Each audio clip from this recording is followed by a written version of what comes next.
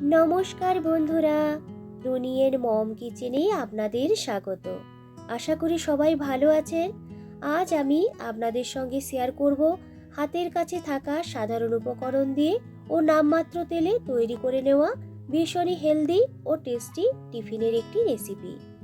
এই গরমে তেল মশলা বাদ দিয়ে অল্প সময়ের মধ্যে সকালের ব্রেকফাস্ট বা স্কুল অফিসে টিফিনের জন্য এই রেসিপিটা আপনারা বানিয়ে নিতে পারেন।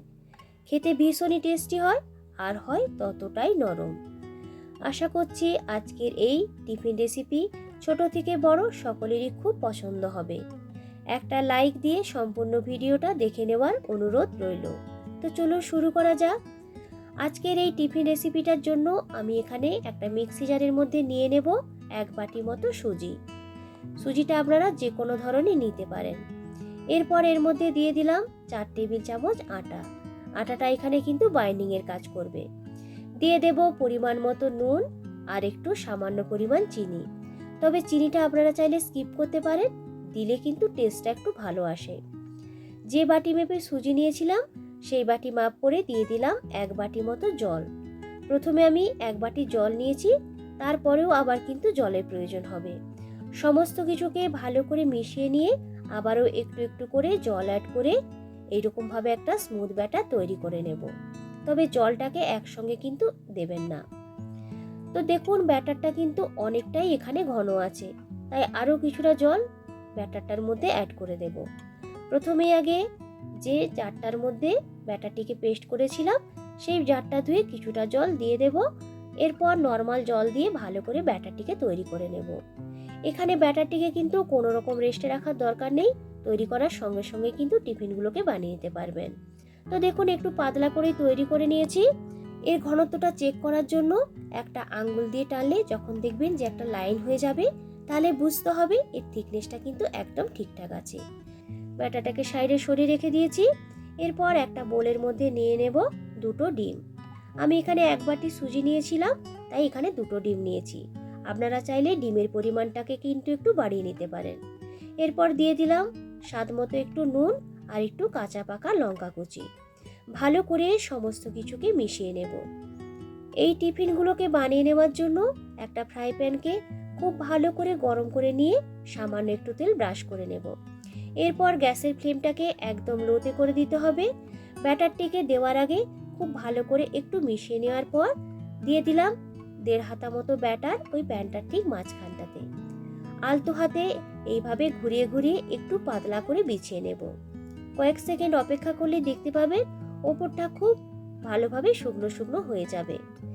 এরপরে যে ডিমের মিশ্রণটা তৈরি করে রেখেছিলাম 2 থেকে 3 টেবিল চামচ মতো মিশ্রণটা দিয়ে দেব রুটিটার ঠিক ওপরটাতে। কিছুক্ষণ ওয়েট করব। যখন দেখবেন উপরটা একটু শুকনো শুকনো হয়ে আসবে তখন উল্টে দেব অপর দিকটা ভেজে নেওয়ার জন্য। তবে এইগুলোকে খুব বেশি লালচে করে কিন্তু ভাজবেন না। যখন দেখবেন যে দুটো সাইডে একটু বেশ লালচে ভাব ধরে এসেছে তখনই কিন্তু তুলে নিতে হবে, তাহলে দেখতেও কিন্তু এগুলো খুব ভালো লাগবে। একই রকম ভাবে আরও যে ব্যাটারটা তৈরি করে রেখেছিলাম সেই ব্যাটার থেকে টিফিনগুলোকে বানিয়ে নেব।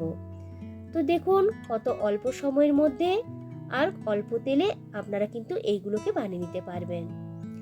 আমার চ্যানেলে যারা নতুন বন্ধু আছেন, যারা এখনো আমার চ্যানেলটিকে সাবস্ক্রাইব করেননি, তাদের কাছে অনুরোধ রইল চ্যানেলটিকে সাবস্ক্রাইব করে সাথে থাকার জন্য। আর পাশে থাকা বেল আইকনটি প্রেস করে রাখবেন। যখনই আমি কোনো ভিডিও আপলোড করব তার নোটিফিকেশন কিন্তু আপনাদের কাছে তখনই চলে যাবে। তো দেখুন একই রকম ভাবে আমি সমস্তগুলো তৈরি করে নিয়েছি। দেখতে কতটা সুন্দর হয়েছে। আপনারা চাইলে শুধু সস দিয়েও কিন্তু এইভাবে খেয়ে নিতে পারেন। তবে এই টিফিনগুলোকে আরেকটু হেলদি ও টেস্টি বানানোর জন্য আমি এখানে নিয়েছি কিছু সবজি। এখানে নিয়েছি একটু গাজর কুচি, পেঁয়াজ কুচি আর একটু শসা কুচি। যদি আপনাদের হাতের কাছে গাজর না থাকে সেক্ষেত্রে এখানে একটু টমেটো কুচি, লঙ্কা কুচি, শসা ও পেঁয়াজ দিয়েও বানিয়ে নিতে পারেন। দিয়ে দিলাম স্বাদ মতো নুন, একটু গোলমরিচের গুঁড়ো আর একটু ভাজা জিরের গুঁড়ো। আপনারা চাইলে এখানে একটু লঙ্কা কুচিও দিতে পারেন, তবে যেহেতু ব্যাটারটার মধ্যে লঙ্কা কুচি দিয়েছি তাই এর মধ্যে আর কিন্তু দেব না। সমস্ত কিছুকে ভালো করে মাখিয়ে নিয়েছি। এরপর তৈরি করে নেওয়া একটা রুটিকে নিয়ে নিলাম একটা প্লেটের মধ্যে। এর মধ্যে সামান্য একটু সস লাগিয়ে নেব। সস কিন্তু ছোট থেকে বড় সকলেরই খুব পছন্দের। আর এইভাবে সস দিয়ে টিফিনগুলো বানালে দেখবেন খেতে কিন্তু বেশ ভালো লাগে।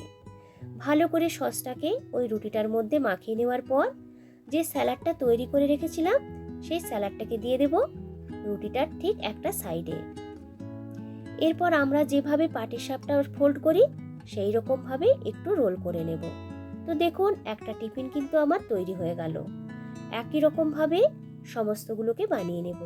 তো বন্ধুরা, আজকের এই হেলদি ও টেস্টি টিফিনের রেসিপিটা আপনাদের কেমন লাগলো অবশ্যই কিন্তু কমেন্ট করে আমাকে জানাবেন। যদি রেসিপিটা ভালো লাগে একটা লাইক ও বন্ধুদের সঙ্গে বেশি বেশি করে শেয়ার করার অনুরোধ রইল। সকালের ব্রেকফাস্ট, স্কুল অফিসের টিফিনের জন্য কোনো রকম ঝামেলা ছাড়াই চটজলদিভাবে আপনারা কিন্তু এই টিফিন রেসিপিটাকে বানিয়ে নিতে পারবেন। তো দেখুন একই রকমভাবে আমি সমস্তগুলো বানিয়ে নিয়েছি। দেখতে হয়েছে কতটা সুন্দর, খেতে কিন্তু হয় ততটাই টেস্টি। একবার বানালে বারবার করে বানাতে ইচ্ছে করবে, এতটাই ভালো খেতে হয়। আমি আপনাদেরকে একটা ছিঁড়ে দেখাচ্ছি যে কতটা নরম হয়েছে। এইভাবে অবশ্যই একবার বানিয়ে নেবেন। পুরনো বন্ধুদেরকে অসংখ্য ধন্যবাদ জানিয়ে আবারও হাজির হব নতুন কোনো দিন নতুন কোনো রেসিপি নিয়ে। আজকের মতো টাটা।